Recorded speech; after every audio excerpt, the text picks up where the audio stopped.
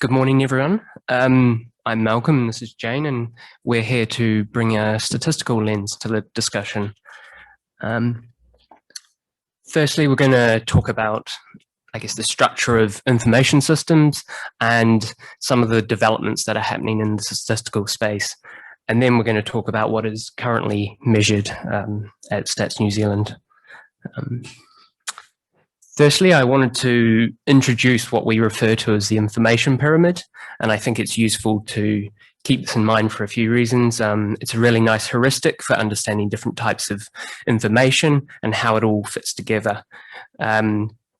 There's data at the bottom, and this is collected by a lot of people, even if they're not aware of it, and then this can be used to compile accounts, and then from there you can derive indicators.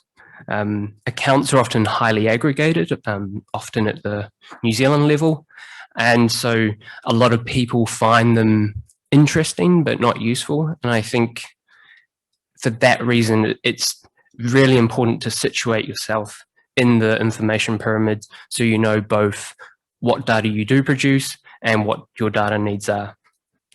I think also it's really important to think about data and accounts being as multi-purpose. Then you get this idea of reuse of data, because it's been mentioned a few times. There's a lot of information out there, but people don't think about how it can be used multiple times. And then there's indicators, which can be derived from these accounts and from this data for specific purposes. And examples of that are indicators Aotearoa New Zealand and and environmental reporting.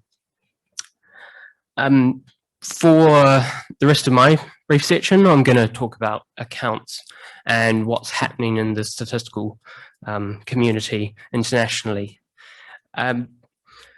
Often people, when they talk about the marine economy, they often think about just the monetary aspect of it. And this is aligned with what's called the system of national accounts. This is a framework for macroeconomic accounting, and you would have heard of things like GDP, household saving, and government debt.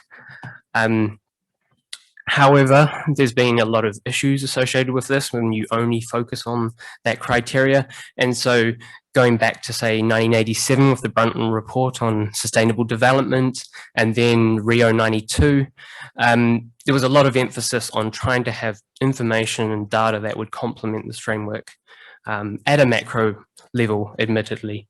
And so throughout the 90s, there was a lot of experimental kind of frameworks about developing this type of information system. And then back in 2012, it became an official standard. And this focused on things like natural resources, both the stocks and the use of it, pollution such as emissions, and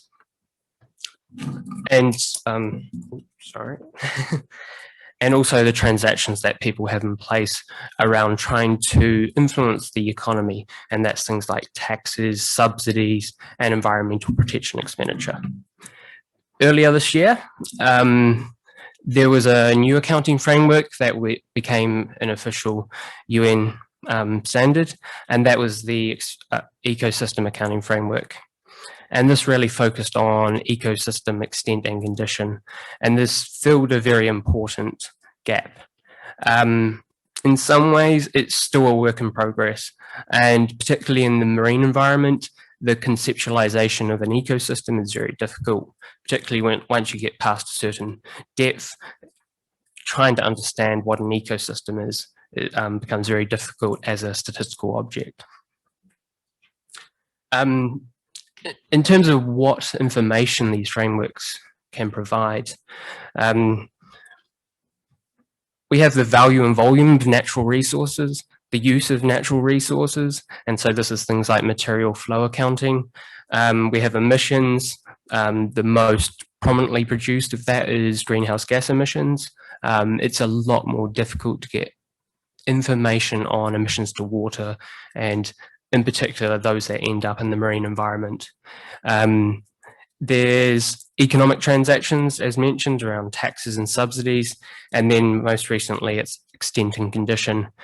And what's notable about the last one is that it's spatial in its nature. However, those frameworks are very macro in nature. They're designed to supplement information in the macroeconomics accounts. And often it won't provide the information at a level or a lens that is particularly of interest.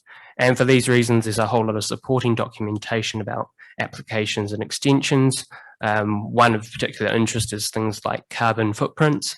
But what is of interest to this audience is satellite accounts. The most well-known satellite account is the tourism satellite account. But recently, there's been work in the international community about ocean accounting. And this is going to be a satellite account that draws on information from all three frameworks: the macroeconomic framework, the natural resources framework, and then now the ecosystem accounting framework. And it tries to frame the information in a very ecological economics way, where the economy is embedded in the environment and makes use of it, and also emits back into it, etc., which has implications for its condition.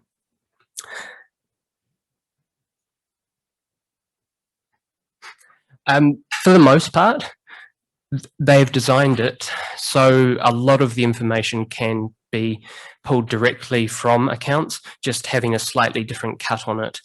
Most of the industry classifications, for example, are not designed with things like tourism or the marine economy in mind, and so you have to try and make use of lower level information to try and extract what is of interest. But what they're also doing is supplementing it with information on governance, and that's going to be things like spatial information on what institutions are at play in particular marine environments, and also social statistics, such as labour outcomes. Lastly, for my section, before I hand over to Jane, what is relevant to this is how does that relate to the blue economy? And that's a bit of an open question because the framework is not quite fully developed yet. But secondly, the statistical lens makes it very difficult to capture things like non-use values. There's a lot of interest in, I guess, cultural values, which are very hard to quantify. And so if you're going to take a total economic value type lens, and I know there's no one definition of a blue economy at this point, but the two just may not align. And for that reason, there's also no official definition of the blue economy in the statistical community.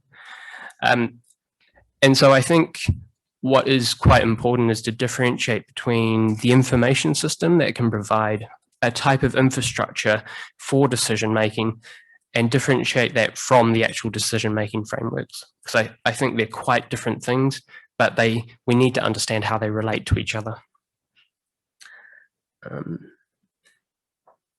The last thing I will note here is that in the red box here, that is very much the economic stuff as currently measured through things like economic statistics, GDP, for example.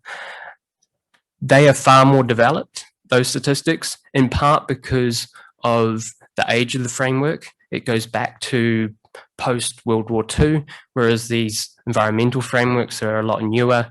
They're not as embedded in the way people think about the information needs. And so governments have not, I guess, prioritized the development of these statistics. And so there's a massive gap there. And so the marine economy estimates that Jane is going to talk about only captures one aspect of it, whether you look at from an information system or from a decision-making framework. So I'll now pass over to Jane to talk a bit more about what we actually measure. And I'm cutting into coffee time, so I'll try and be quick. So we heard a little bit about disaggregation in the last presentation, so I'll talk about that.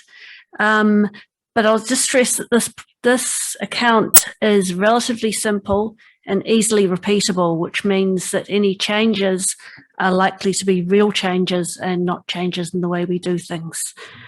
This is a satellite account. It was first developed in 2006, and we have got we define it as a function of both industry and geography. So it's the sum of economic activities that take place in or use the marine environment or produce goods and services necessary for those activities, and make a direct contribution to the national economy. However, it does not attempt to value natural capital. It doesn't distinguish between marine-based activities that are extractive or non-extractive, use or non-use, or that enhance or degrade the marine environment. So that means, as we said, it exists firmly in the red square of the previous slide. Other studies sometimes use ocean economy or maritime economy, and these are broadly interchangeable. So we classify marine activities into 9 categories. And this follows Asia-Pacific studies that were first developed in the late 90s, early 2000s, such as by McElgorm and Kidler. So we're not able to include activities where there's no boundary between marine or non-marine activities in the economic classifications. What that means is for the first 3 categories, we effectively have full coverage. We're not missing anything. For marine services, we've also got fairly good coverage, but any units engaged in marine conservation won't be included. And after that, it does get a bit worse. Marine tourism and recreation, for instance, is a significant undercount. So why this is important is it shows how the marine environment is utilised to generate economic benefits and how this changes, and also its societal and economic importance. Now, just a word about what we measure. We use data from the national accounts, and we focus on value added. Now, this reduces the risk of double counting. An example that as we begin in national accounts, are taught is wheat. You know, a farmer grows it, a wholesaler buys it, a baker may then buy it, and it ends up in a supermarket. So if you only count the value added, there's no risk of the double count. So what that means is there's output, and that is broadly sales of goods and services. You minus intermediate consumption, which is costs roughly. And then what you're left with is value added. So why it's important to stress this is sometimes people are dismayed when they see that number, when they're aware of the value of exports for their particular area of interest. Now, exports come from output, and exports may in some cases be 90% of output, but they'll always be a very much bigger number than value added. Sometimes we can use supplementary information, for instance, the value of marine consents to build wharves, but you can't add it. You can't add, it's not additive to value added. So we have been focusing on in the last couple of years as a team on a suite of emissions accounts. So I'm not going to focus too much on the numbers here because they are a little bit out of date. Although I will say that in the introduction, the 2017 account was mentioned, and we did update it to be current to March 2018. That is entirely our fault. You could hide something very well on our website. But in the March 2018 year, the marine economy contributed 3.9 billion to New Zealand's economy. However, its contribution has decreased to 1.3% from a high of 2.2% in 2010. That's largely due to the contributions from offshore minerals decreasing. So these estimates are on current prices. That means they're on the prices of the day. So there's no accounting for inflation. And that means that movements in the prices or volumes of the goods produced can have an effect, and also movements in the prices or volumes of the goods and services used in production can have an effect.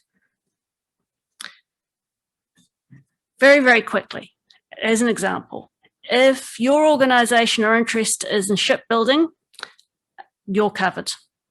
Although we're going below what we term survey design level, so there can be some quality information implications. if you're interested in fishing, you can see that we're able to build up quite a good picture of how the fish resource travels through the economy, from the capture of the fish to its processing and its wholesaling. Where we are not able to tell you any more about fish in the economy is there is no classification for fish retailing or for, say, fish and chip shops.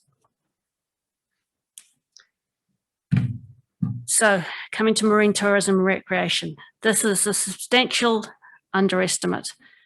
The scope of this unit would be all units providing services to tourists and retail products and services aimed to be used within the marine environment.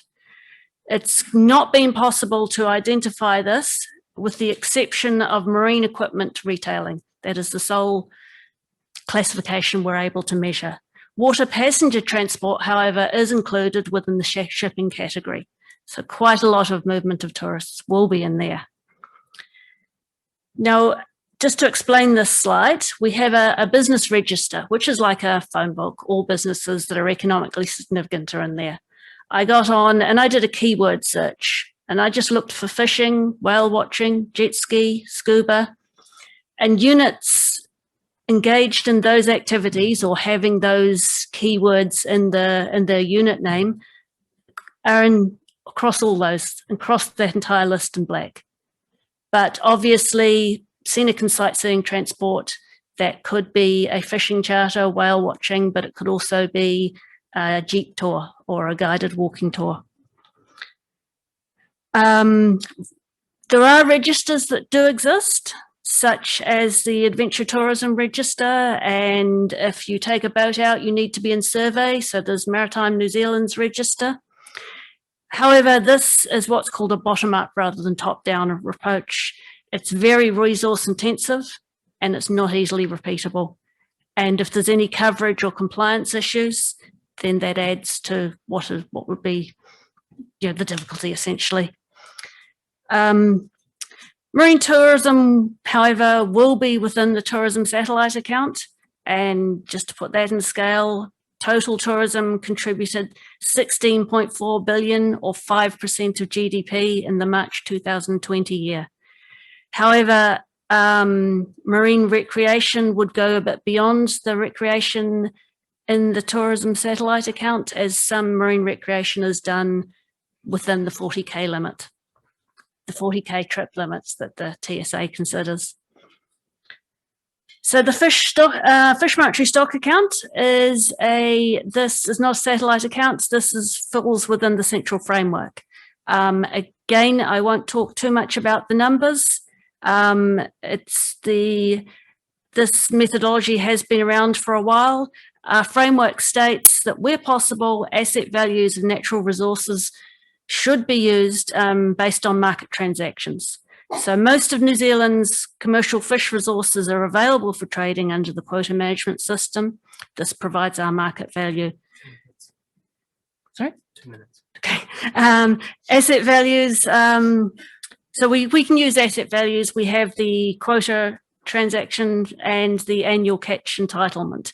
We have a method for calculating an asset value from these prices. You can see that you might not be able to see, but in the 2019 fishing year, the total asset value of QMS species was 10.4 billion. Now that's a huge amount of money and it is increasing. The resource rent was 394 million, which was just over 60% of the resource rent for all renewable energy sources used in electricity generation. So is this going up and up and up, and will it collapse? We don't have a stock account. I think you realise by now how stats add things up. Fish are not directly observable and we are not scientists. So in order a stock account would have to be modelled, and it would have to be joint work between, I'm guessing, MPI and NIWA at least. This account makes an assumption of sustainability, but that assumption cannot really be tested without a stock account. Okay, just very quickly, I'm just going to talk about environmental reporting, which is important because it complements the accounts. There are things that sit inside environmental reporting indicators that don't sit inside the accounts. The environmental reporting framework uses a PSI model, which is pressure, states, and impacts. The pressures being the why, the human factors, the state being the what is the physical, chemical, and biological characteristics, and the impacts are the so what, how is the state impacting people. These are the marine domain was first published within Environment Aotearoa in 2015, and there's been 2 updates. These are available on both the Stats and MFE website. And this is the indicators. And it's important to note that some of these indicators would exist in an ecosystem accounting framework, but they also sit in the PSI framework that of the environmental reporting program. Any questions? Or would you rather have a coffee and let us go in peace?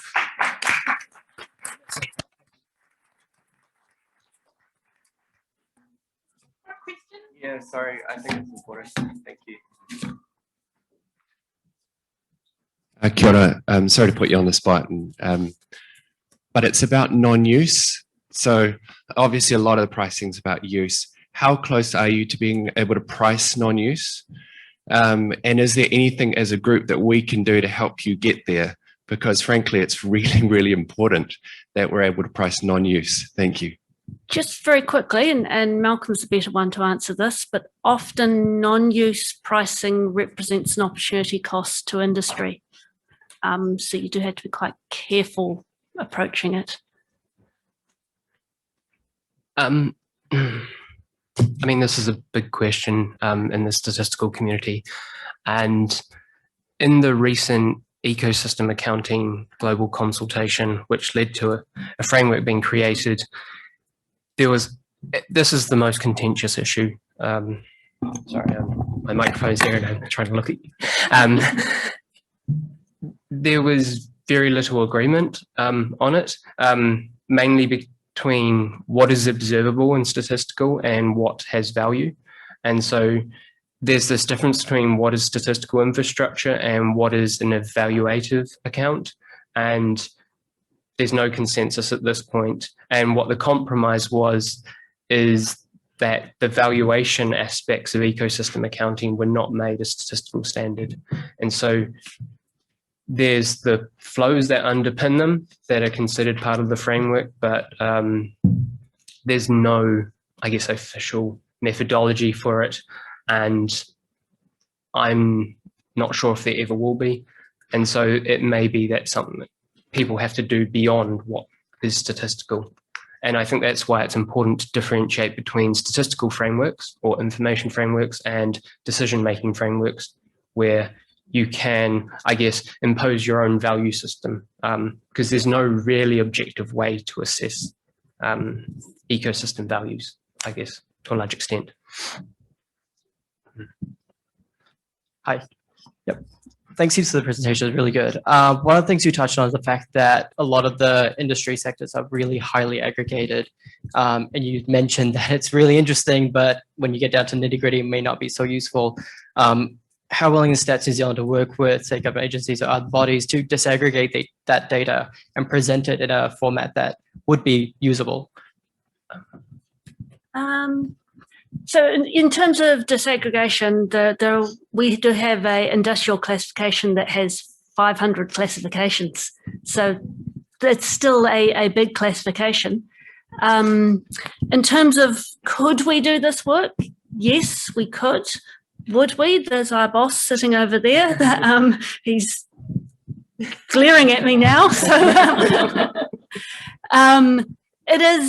it is quite difficult. There was the difficulties I mentioned, but it gets even more complicated than that. If, for instance, we found a unit of interest, If they exist in the economic surveys, we can estimate them. If they don't, then unless we ask them, and we're not currently engaging in starting up new surveys. So yes, it can be done. It is difficult. And also user demand is important. I'll just briefly add to that. I think there's two issues. There's if we come back to the information pyramid, there's the data issue. Is the data there? And I think we've improved by moving to using a lot of admin data. And so the units are identifiable, but then there's the classification problem that Jane mentioned. And that's because the industrial classification is not suited for deriving marine-based units. Thank you very much. It was a very useful presentation. I'm Jarastella Stanko from Envirostrat. And thank you, Jane, also for your support. So we have this experience with water accounts, and I think, well, an observation, first of all, and also a question. It is possible, like you said, to do disaggregation. And actually regional councils, in fact, have quite a lot of interest in district councils because many of these decisions are going to be around the management of the resource. It's going to be made locally. And so there is the interest of actually interfacing natural resource with economic value creation and social value creation. But that requires a lot of work. My question to you is, now that we have, a framework for ocean accounts, you're already doing marine accounts. And you already stated that we don't have stocks actually, which is a big challenge for all of the natural assets in New Zealand. What do you learn from the new framework, and where do you think efforts should be put, and what does Stats and Z need to actually progress the current framework further? I think it probably works a bit the other way. Stats and Zs need to be told where our efforts should be put. Otherwise, we run the risk of not being independent. But would you adapt the current marine accounts on the basis of the new framework for the ocean accounts? I think the different accounts have a different purpose, and the framework organises them so that they can, they fulfil that purpose. You can't put, for instance, non-use inside the marine economy, because the marine economy measures a satellite account, it measures value added. I think perhaps one way of development is looking at dashboards where information that is related to other information but can't be directly added to it can be presented together. And environmental reporting, that's what environmental reporting is. I think, just to briefly answer your question, it's point 2.6 in ocean economy on this diagram. So it's not a matter of adapting the current marine economy, but it's adding all the other accounts around it. And that's, you're right. I think it's a huge thing where you need to get all the data providers aligned. It's kind of institutions. The framework's there, but you need institutions and processes in place that'd be multi-agency in nature. Thank you. If everyone could just thank Jane and Malcolm.